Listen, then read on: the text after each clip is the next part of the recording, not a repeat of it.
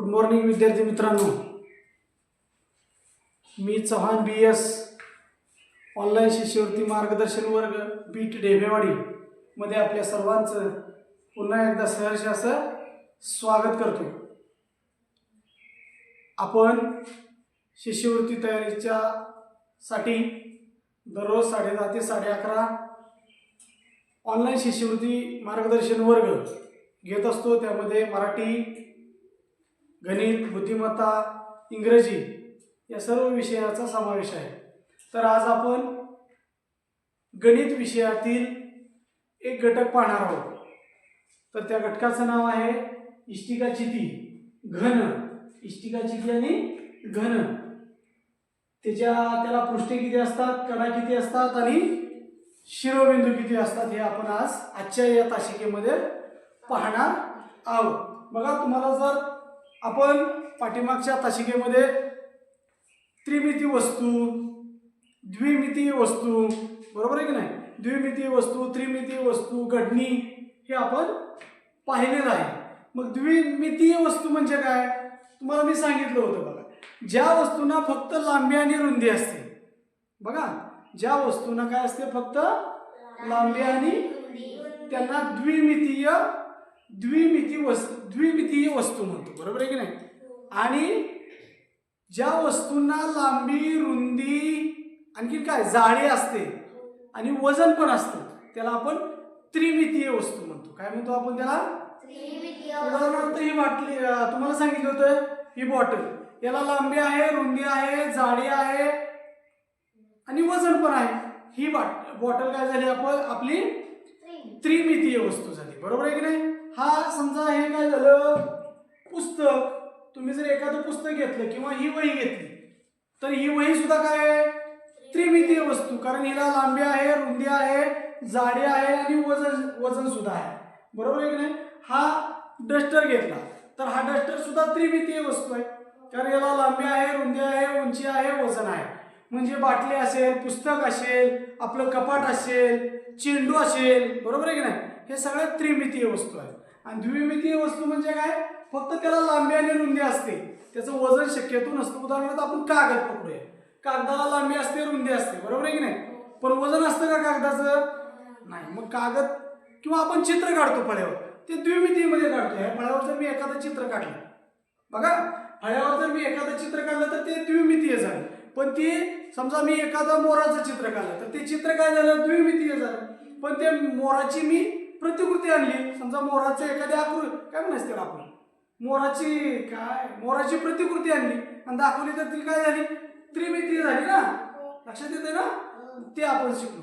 तर आज आपण काय शिकणार आहोत, इष्टिकाचिती. मग हा शब्द तुम्हाला माहिती आहे, तुम्ही ऐकलेला असतो, इष्टिकाचिती, घन. फक्त आपल्याला या दोन्हीतला फरक बघायचा आहे. या दोन्हीतला काय करायचं आहे, फरक पाहायचा आहे. इष्टिकाचिती काय असते आणि घन काय असतो, बरोबर आहे की नाही. मग मला सांगा, आपल्या घरी बऱ्याच वस्तू असतात, कपाट असतं, टेबल असतो, पेटी असते ना, लोखंडी पेटी असते, लाकडाची पेटी असते, परत बॉक्स असतो, बिस्किट पुडा तर असतो, पार्ले बिस्किट पुडा आणता ना घरी, आणता ना. आणखीन काय असतं बघा, पुस्तक असतं आपल्याकडं, काळी पेटी असते, बरोबर आहे की नाही. डब्बा, म्हणजे अशा वेगवेगळ्या वस्तू असतात.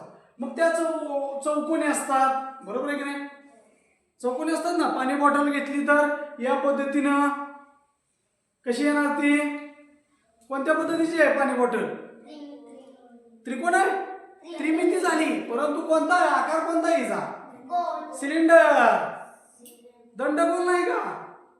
हा, मग तसं आपल्याकडं इष्टिकाचिती आज आपण पाहणार आहोत. मग ह्या ज्या वस्तू सांगितल्या मी तुम्हाला, कपाट, टीव्ही, आपल्या दप्तरातली कंपास पेटी, बरोबर आहे की नाही, कंपास पेटी, घरची पेटी, काडी पेटी, हे काय इष्टिकाचितीची उदाहरण आहेत. म्हणजे त्रिमिती तर आहेतच ना, बरोबर आहे की नाही, त्रिमिती आहेत ना. ते काडी पेटी जर तुम्ही घेतली, उदाहरणार्थ हा डस्टर घेतला, त्रिमिती आहे ना, आहे का नाही, बोलायला आहे, बरोबर आहे की नाही. म्हणजे याला लांबी आहे, रुंदी आहे, जाडी आहे आणि वजन पण आहे, म्हणजे या झाल्या त्रिमिती वस्तू.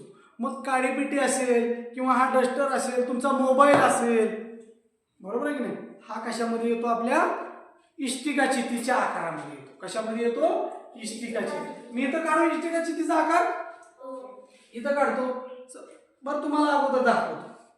बघा हा इष्टिका चितीचा आकार या पद्धतीने असतो. बघा दिसतोय तुम्हाला सर्वांना? दिसतंय? मग अशा कोणकोणत्या वस्तू असतात सांगा बरं? आपल्या घरी हा आकार तुम्हाला मी फिरवून दाखवतो की नाही? मग मला सांगा या पद्धतीच्या कोणकोणत्या वस्तू तुमच्या घरी असतात? डबा असा असतो, चौकोनी असतो, आडवा पण डबा असतो. बरोबर. हा डस्टर असतो, असा काडीपिटी असते, पुस्तक असतं, त्याला जाडी, ज्या आकृतीला बघा ना इष्टिका चिती आपण कोणाला म्हणतो? ज्या आकृतीला जाडी आहे, लांबी आहे, रुंदी आहे, तिला आपण काय म्हणतो? इष्टिका चिती म्हणत असतो. बरोबर आहे की नाही? मग आणखीन काय असतं? असं कपाट असतं की नाही? हो का? असं तर कपाट असतंच की, असं कंपास पेटी असते. मग ही झाली आपली, किंवा बॉक्स असतो आपला, बिस्किट पुडा तर असणार ना. मग ही झाली आपली इष्टिका चिती. बरोबर. अशी इष्टिका चिती ही जर ही त्रिमिती आहे, मी जर ही द्विमितीत काढली, बघा इथं समोर दिसते का तुम्हाला?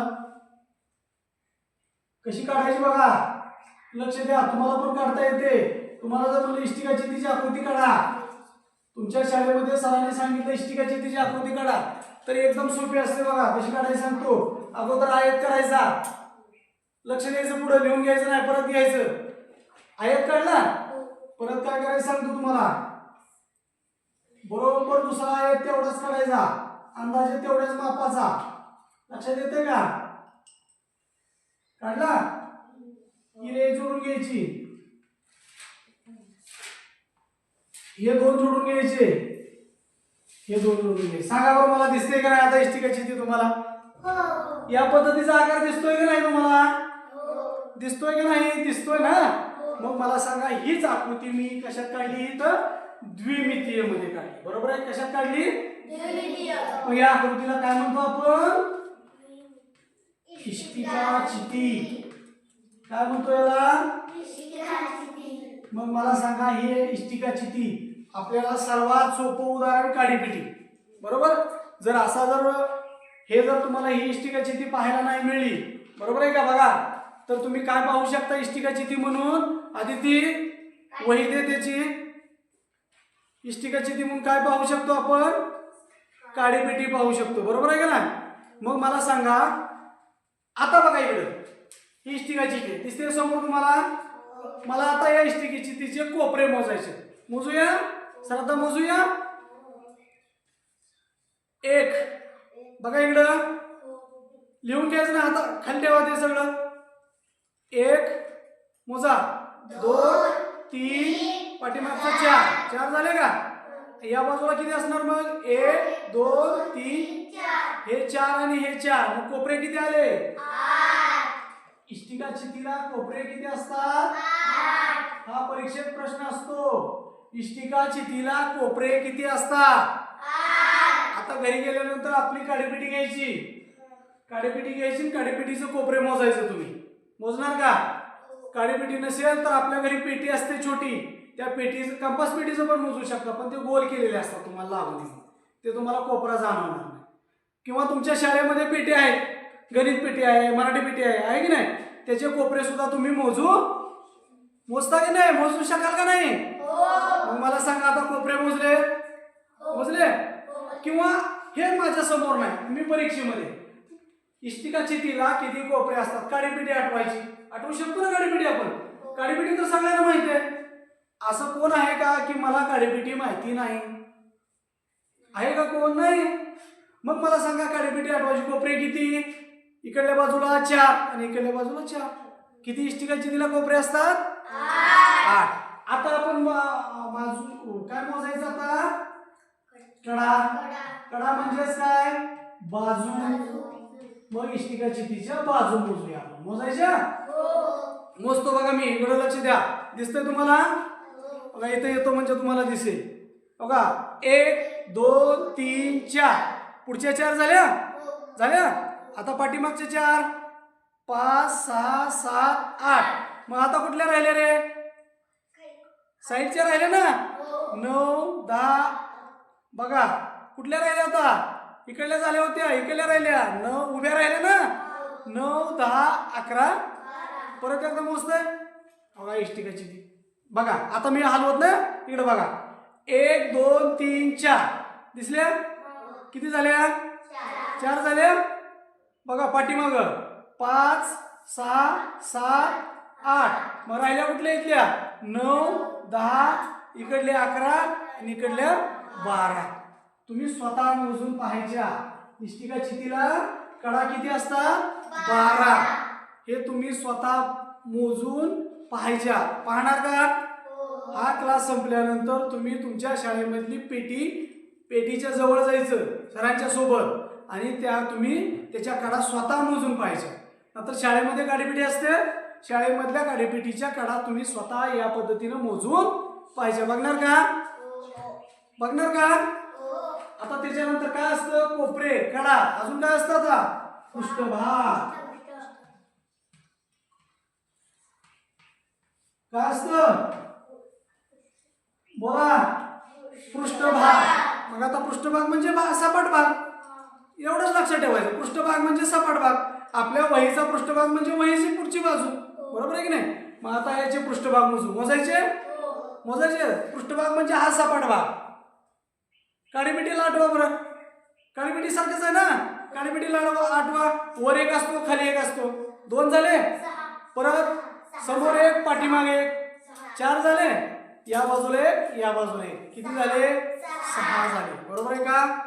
मग पृष्ठभाग किती असतात. आता काडीपेटी आठवा बघा. आता काडीपेटीचा मी भाग सांगतो तुम्हाला बघा. माझ्या हातात काडीपेटी आहे का तरी पण मी सांगतो तुम्हाला. आता बघा वरचा एक असतो ज्याच्यावर चित्र असतं बघा काडीपेटीचं असतं की नाही तो एक आणि त्याच्या पाठीमागचा एक 2 झाले 2 झाले का. आता जिथं आपण काड्या ओढतो ना अशी काडी ओढतो ते 2 असतात ना दोन्ही बाजूला 4 झाले.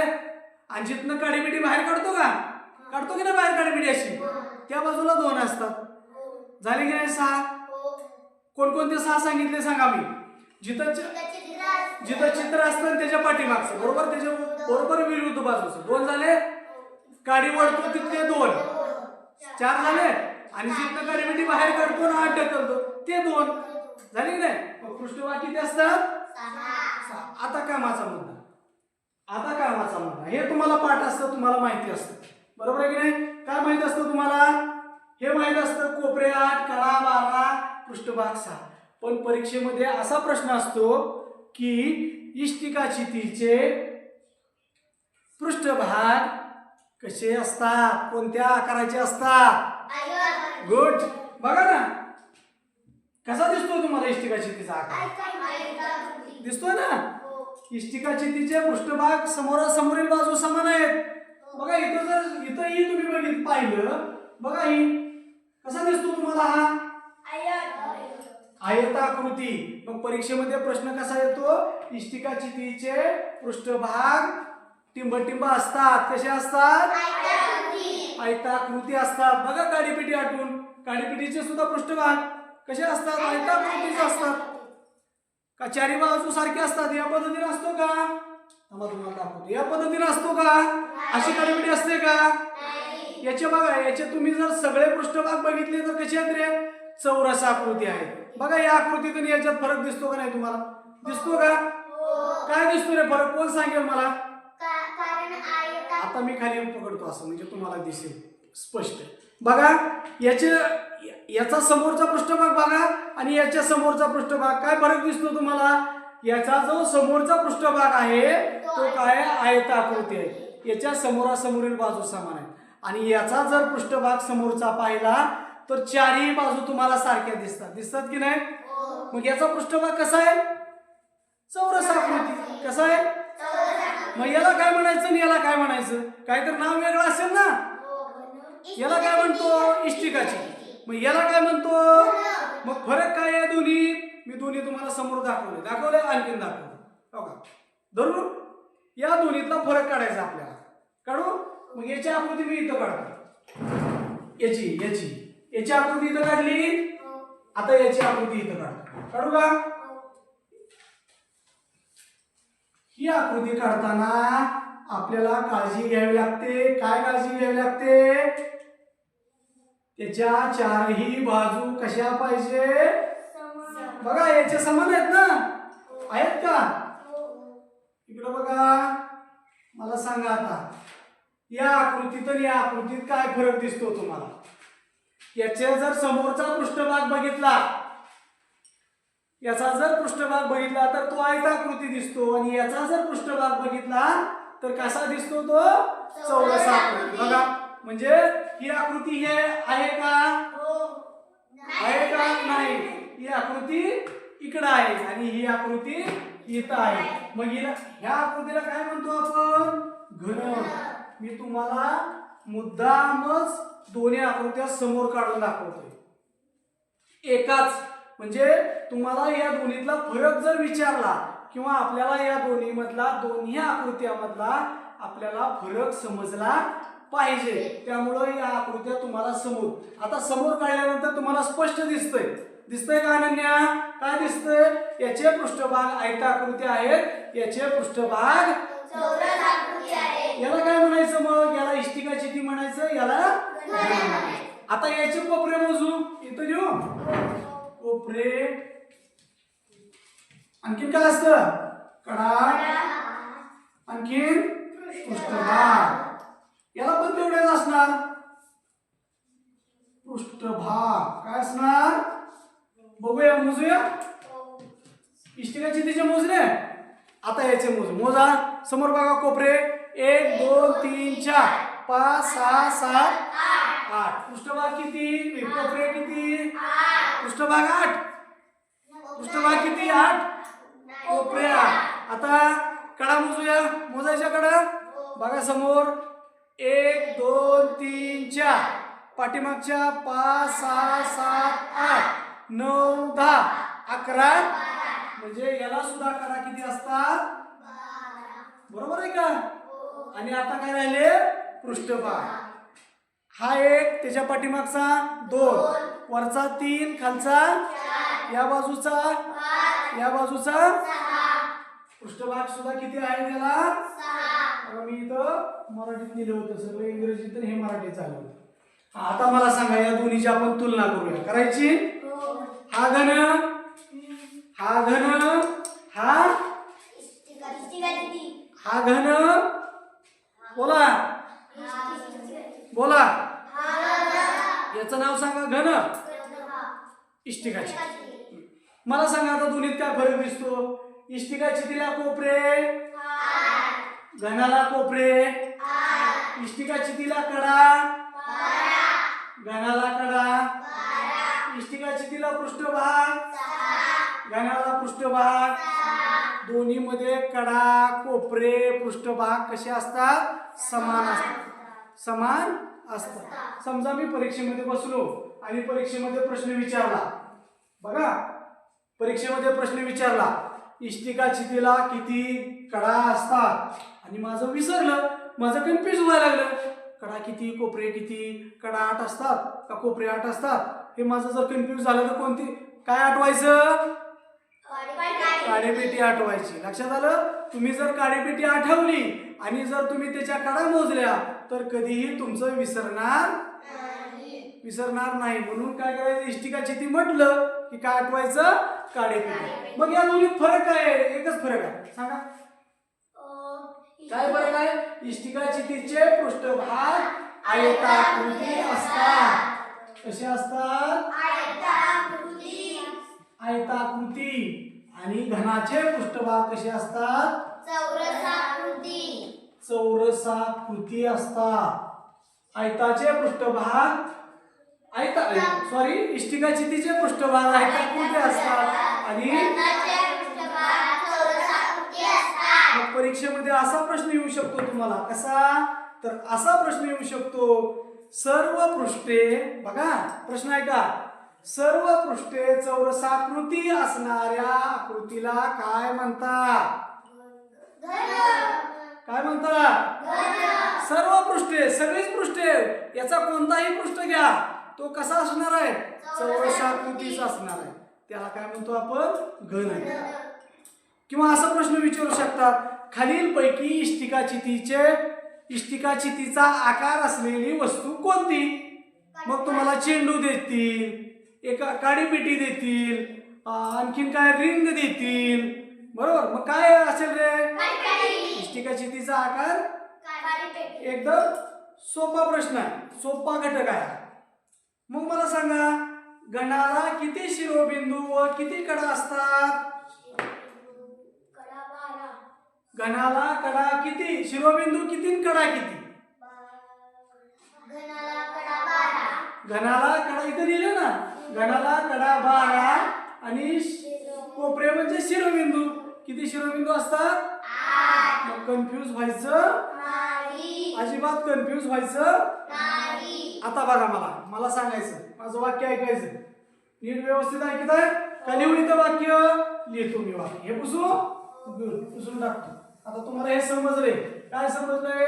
इष्टिका चिती समजली, घन समजला. फक्त एवढं लक्षात ठेवायचं, इष्टिका चितीचे पृष्ठभाग आयताकृती असतात, घनाचे पृष्ठभाग चौरसाकृती असतात. मग आता बघा मी वाक्य लिहू का? मला चुकी बरोबर सांगायचं. घनाला 8 शिरोबिंदू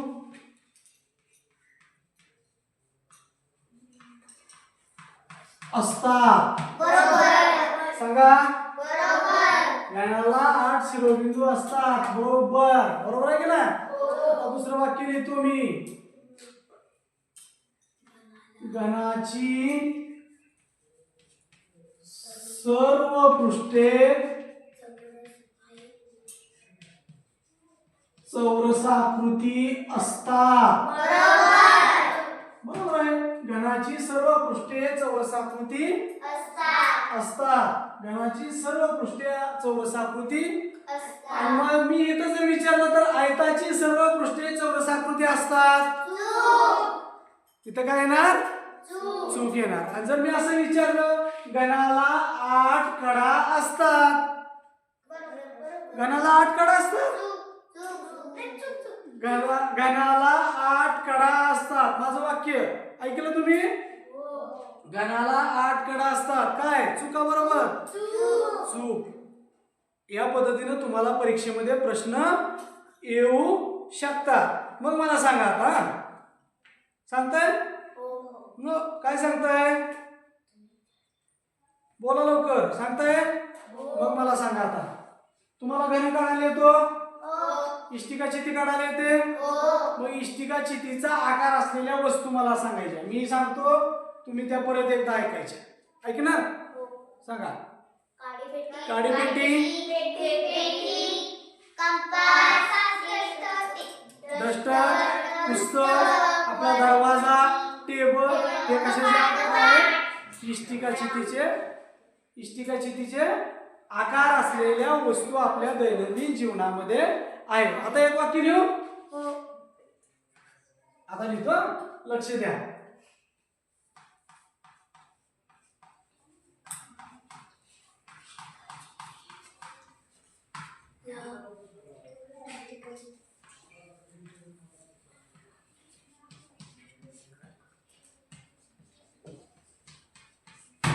हे वाक्य सांगा. इष्टिका चितीला 12 पृष्ठभाग असतात. 12 पृष्ठभाग नसतात. इष्टिका चितीला काय 12 असतात? कडा 12 असतात. आणि इष्टिका चितीला पृष्ठभाग किती असतात? 6. मग मला सांगा, आता दोन मी घन एकत्र जोडले, जोडू दोन घन? जोडू दोन घन? बसा, क्या काळजी घेतो. हा सांगा बरं. आता दोन घन मी, हे दोन घन दिसतात का? दोन घन. मग दोन घन जर मी एकत्र जोडले तर आता सांगा काय तयार झाला? इष्टिका चितीचा आकार तयार होतो. बरोबर आहे की नाही? मग बघा, याचे जर तुम्ही पृष्ठ बघितले, समोरचा पृष्ठभाग बघितला, तर तुम्हाला तो कसा दिसणार? आयताकृतीच. कसा दिसणार? बोला. कसा दिसणार? म्हणजे दोन घन मी जोडले तर त्याच्यापासून कशाचा आकार तयार होतो? इष्टिका चितीचा. समजा मी या बाजूला जोडले, इथं जर जोडले तर ती इष्टिका चितीच होणार आहे का घन होणार आहे? बघा ना, काय होणार आहे? इष्टिका चितीच होणार आहे.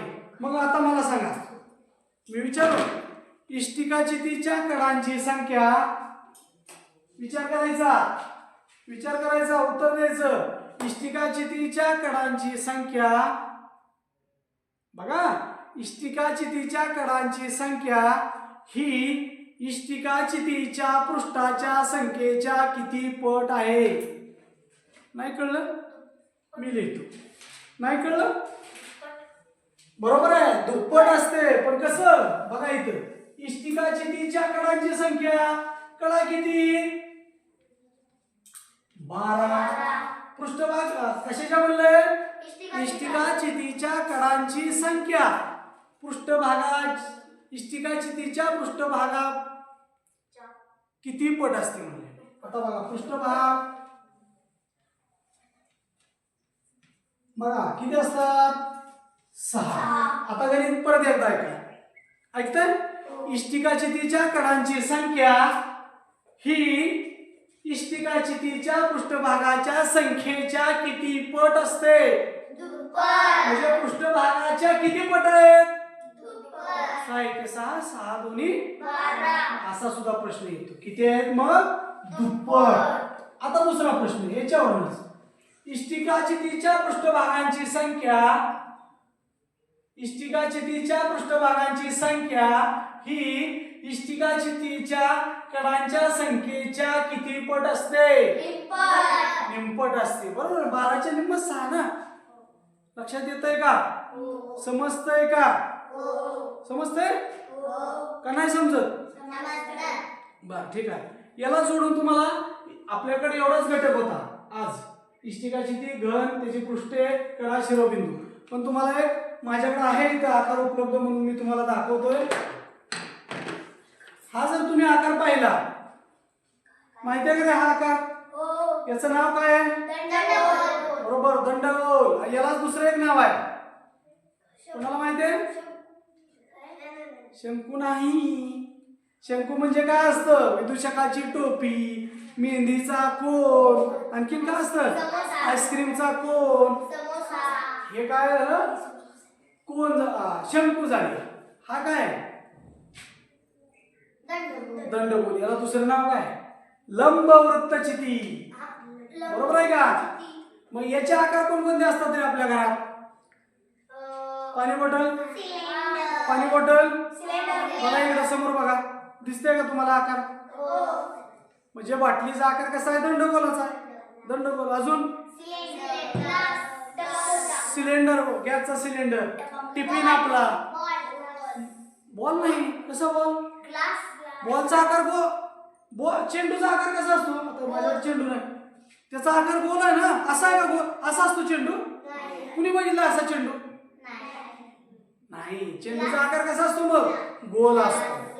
ग्लास असतो. बघा, ग्लास आहे माझ्याकडे, आहे की नाही? अजून पेन. बरोबर आहे, गुड. हा पेनचा सुद्धा आकार दंडगोलासारखा असतो, लंबवृत्तीची. डस्टबिन असेल, खडू, पेन, हे काय झाले? दंडगोलाचे आकार झाले. बरोबर आहे का?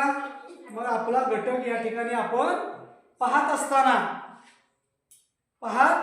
असताना तर आपण या ठिकाणी काय काय पाहिलं?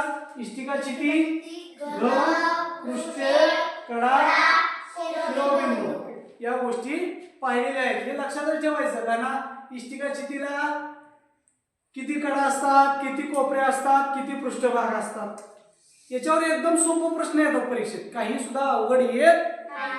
फक्त कन्फ्यूज व्हायचं नाही. आकडे किती आहेत आपल्याकडे? 3च आहेत. 8, बोला, 12 किंवा असं. हा, छान.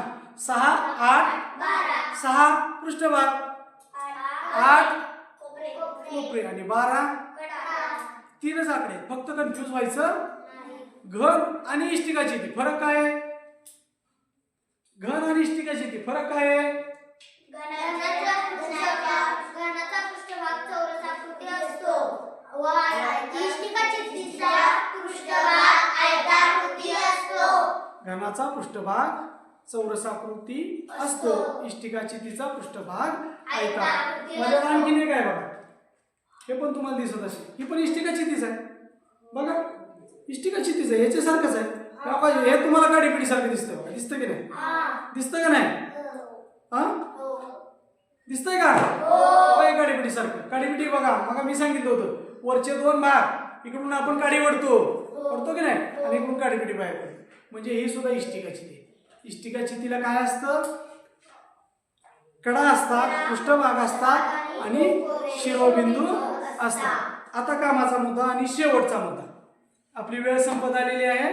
आपण शेवटचा प्रश्न घेऊया आणि आपण या ठिकाणी थांबूया. बघा मी प्रश्न लिहितो फळ्यावर.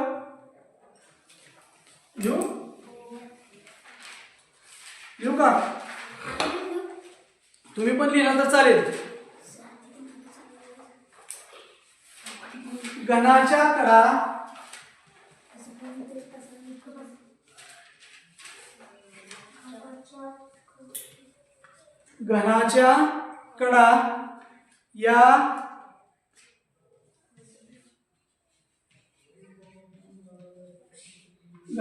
कडा या घनाच्या शिरोबिंदू व पृष्ठभागांच्या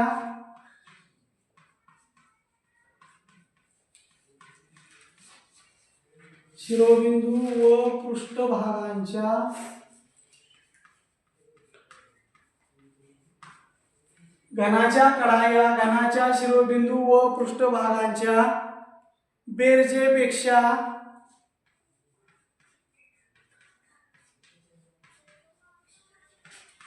कितीने कमी वा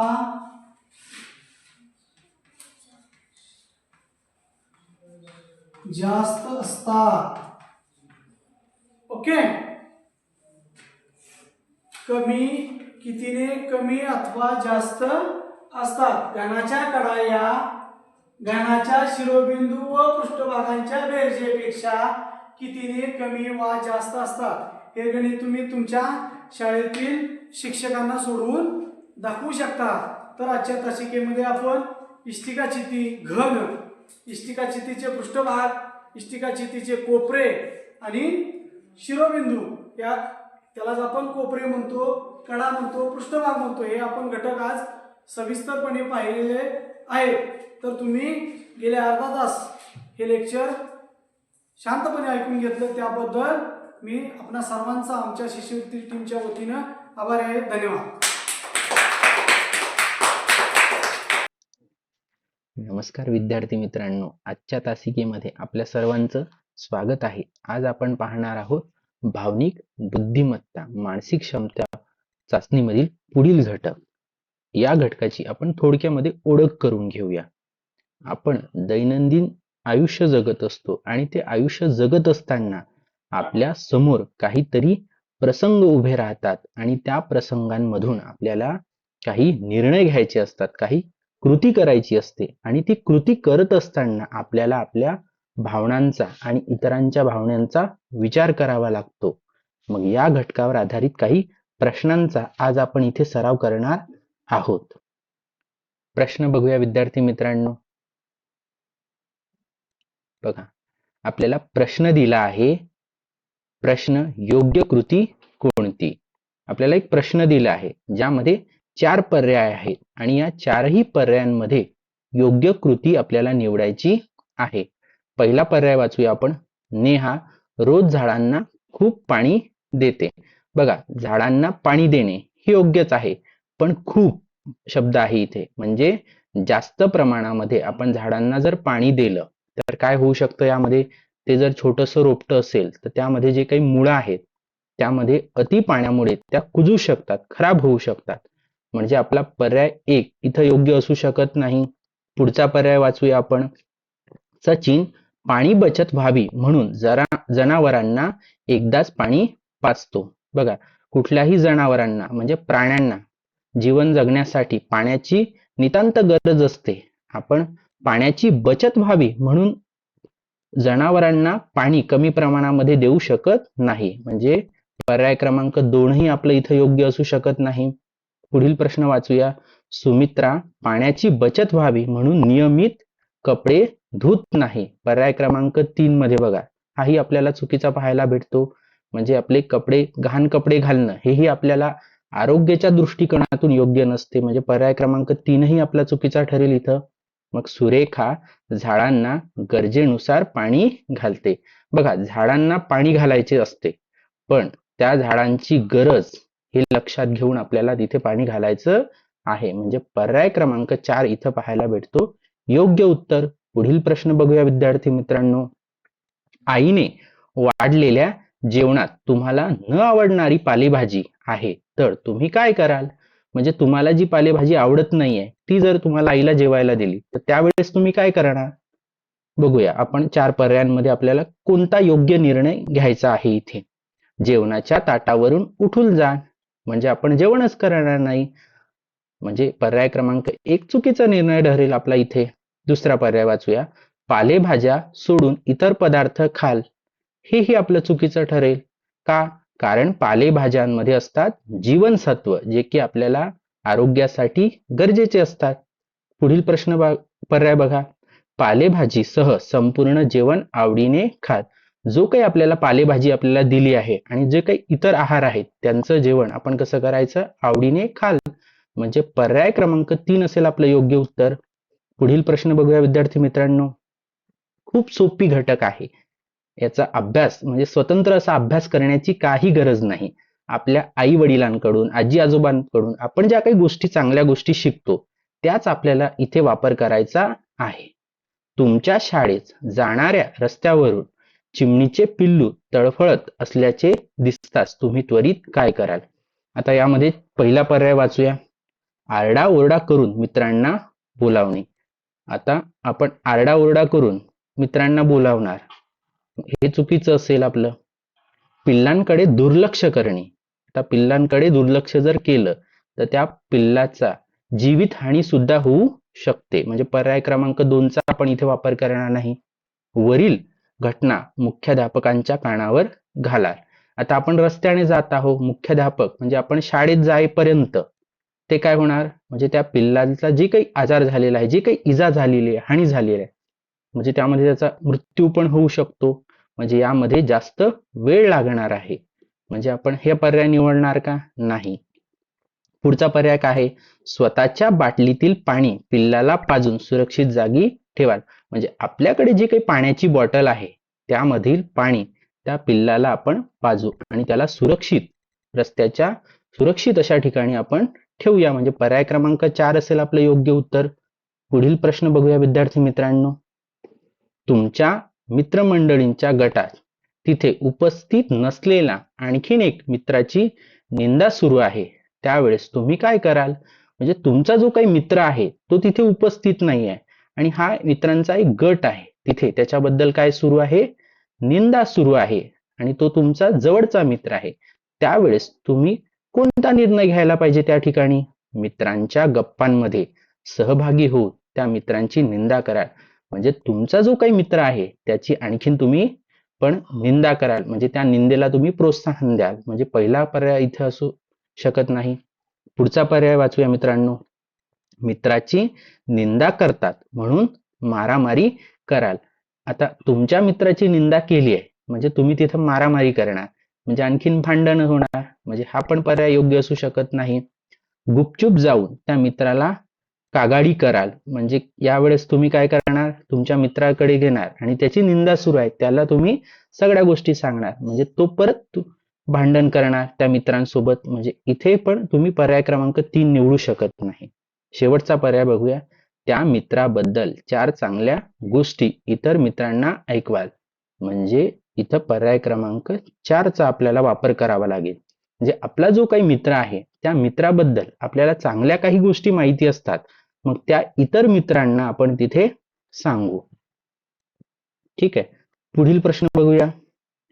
उद्या परीक्षा आहे आणि टीव्हीवर तुमचा आवडता चित्रपट सुरू आहे, अशा वेळी तुमची कोणती कृती योग्य आहे?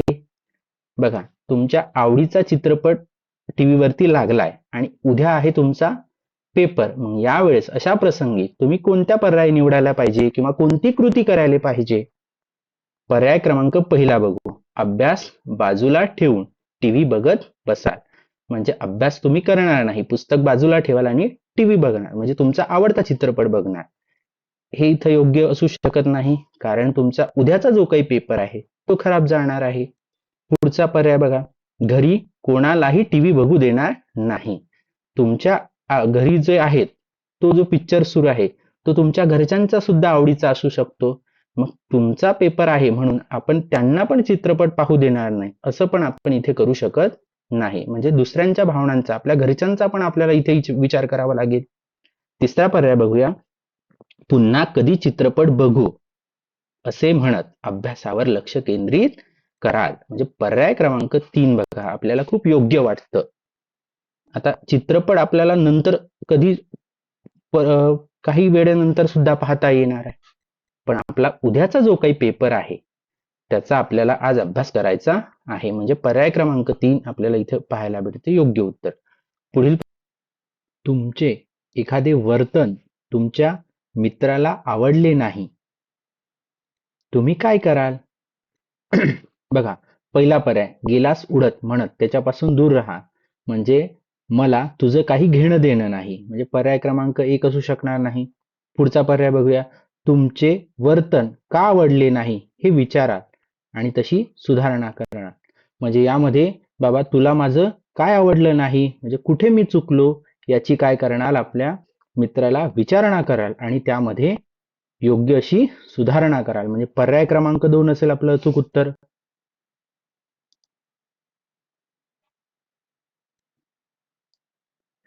मित्राकडचा स्मार्टफोन तुम्हाला खूप आवडला, तुम्ही काय कराल? बघा, पर्याय पहिला, आई बाबांकडे स्मार्टफोन घेऊन देण्यासाठी हट्ट धराल, चुकीचा पर्याय ठरेल. मित्रांकडे त्यांचा स्मार्टफोन वापरासाठी मागाल, म्हणजे दुसऱ्याची वस्तू मागणार, पर्याय 2 पण आपल्याला चुकीचा पाहायला भेटतो. स्मार्टफोन मुळे आजार होतात असे मित्रांना सांगा, पर्याय क्रमांक 3 पण आपल्याला चुकीचा पाहायला भेटतो. मग यामध्ये आपल्याला सध्या स्मार्टफोनची आवश्यकता नाही असे आपल्याला पर्याय क्रमांक 4 बघा पाहायला भेटतो योग्य उत्तर. आपण सध्या एक विद्यार्थी म्हणून आहोत आणि विद्यार्थी दशेमध्ये आपल्याला स्मार्टफोनची एवढी गरज भासत नाही. आपल्याला स्वतंत्र मोबाईल फोन घेऊन द्यायचा आपण हट्टास आपल्या वडिलांना करू शकत नाही. म्हणजे पर्याय क्रमांक 4 असेल इथं योग्य उत्तर. पुढील प्रश्न बघूया विद्यार्थी मित्रांनो. शाळेच्या प्रवेशद्वाराजवळ तुमचा दिव्यांग मित्र रॅम्प म्हणजे दिव्यांगासाठीचा चढ उतरण्याचा रस्ता चढताना घसरून खाली पडला तर त्याला पाहून तुम्ही काय कराल? बघा, पहिला पर्याय, धावत जाऊन मुख्याध्यापकांना सांगाल. यामध्ये वेळ जाणार आहे, म्हणजे त्याला आणखीन त्रास होणार आहे, म्हणून पर्याय क्रमांक 1 चा आपण वापर करू शकत नाही. त्याच्याकडे दुर्लक्ष करून वर्गात निघून जाल. बघा, तो तुमचा मित्र आहे आणि मित्राला संकटामध्ये किंवा त्याला दुःखामध्ये त्याला काहीतरी त्रास होत असेल तर आपण त्याच्याकडे दुर्लक्ष करू शकत नाही. म्हणजे पर्याय क्रमांक 2 ही चुकीचा ठरतो इथे. दिव्यांग मित्राची फजिती झाली असे समजून खूप हसाल, म्हणजे आपण त्याची हिनवणी इथं करू शकत नाही. म्हणजे पर्याय क्रमांक 3 पण योग्य नसेल. मग चौथा पर्याय वाचूया मित्रांनो. दिव्यांग मित्राला आधार घेऊन त्याला वर्ग खोलीपर्यंत घेऊन जाल. ठीक आहे, म्हणजे पर्याय क्रमांक 4 असेल आपलं योग्य उत्तर. पुढील प्रश्न बघूया विद्यार्थी मित्रांनो. तुमचा वाढदिवस घरी साजरा केला, त्यामुळे घरात खूप कचरा झाला, तुम्ही काय कराल? बघा, पहिला पर्याय, घरातील दुसरे कोणी साफसफाई करतील याची वाट बघाल. बघा, वाढदिवस कोणाचा आहे? तुमचा. मग साफसफाई पण कोण करायला हवी? आपणच. म्हणजे पर्याय क्रमांक 1 चुकीचा ठरेल. कंटाळा आला म्हणून साफसफाई करणे टाळाल, पर्याय क्रमांक 2 पण योग्य उत्तर असू शकत नाही. पुढील पर्याय बघूया. दुसऱ्या दिवशी मोलकरीण साफसफाई करेल असे म्हणाल आणि कचऱ्यामध्येच राहाल, म्हणजे पर्याय क्रमांक 3 पण चुकीचं असेल. घरातील सदस्यांना साफसफाईच्या कामात मदत कराल, म्हणजे अशा प्रसंगी आपण काय करणार, घरच्यांना आपल्या मदत करून जी काही साफसफाई करायची आहे, जो काही कचरा झालेला आहे त्याची विल्हेवाट लावणार, म्हणजे पर्याय क्रमांक 4 असेल योग्य उत्तर. पुढील प्रश्न बघूया. अजिंठा लेणी पाहायला गेल्यावर तिथे तुमची कोणती कृती योग्य ठरेल? पर्याय वाचूया मित्रांनो. तेथील भिंतीवर आपले नाव कोराल.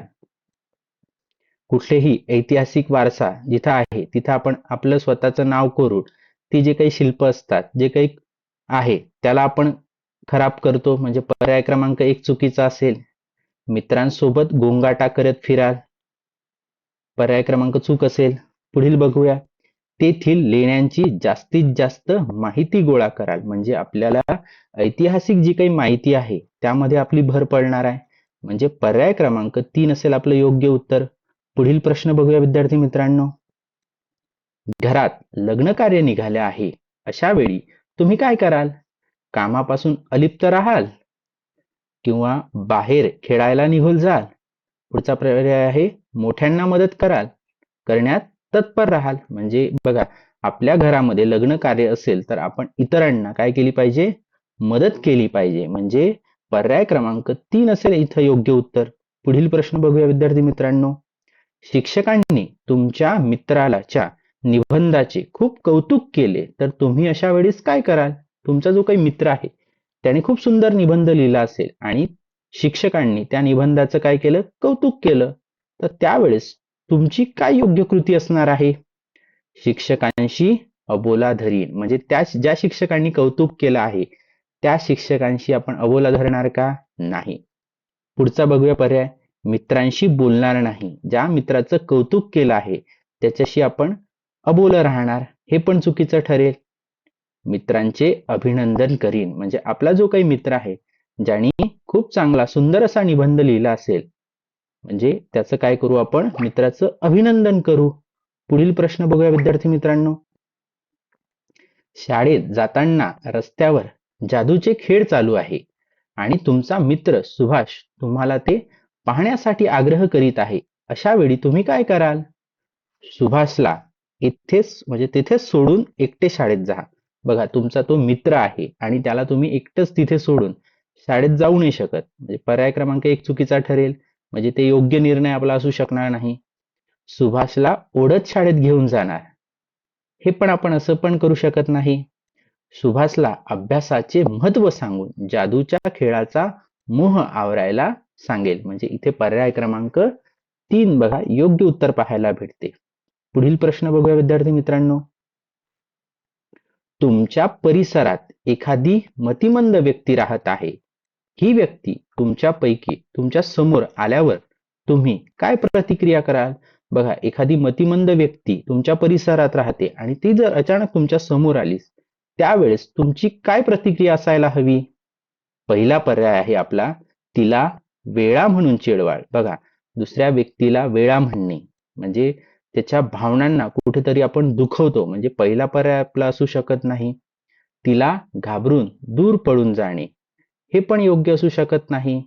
मग तिच्यावर हात उगारून तिला भीती दाखवणे, म्हणजे त्याला धमकी देणे कसली तरी, म्हणजे पर्याय क्रमांक 3 पण आपलं योग्य उत्तर असू शकत नाही. पुढील शेवटचं पर्याय बघा, तिच्याशी प्रेमळपणाने वागा. म्हणजे ती जी काही व्यक्ती आहे मतिमंद, तिच्याशी आपण सौजन्याने, प्रेमाने, आपुलकीच्या भावनेने वागूया. म्हणजे पर्याय क्रमांक 4 असेल आपलं योग्य उत्तर. पुढील प्रश्न बघूया विद्यार्थी मित्रांनो.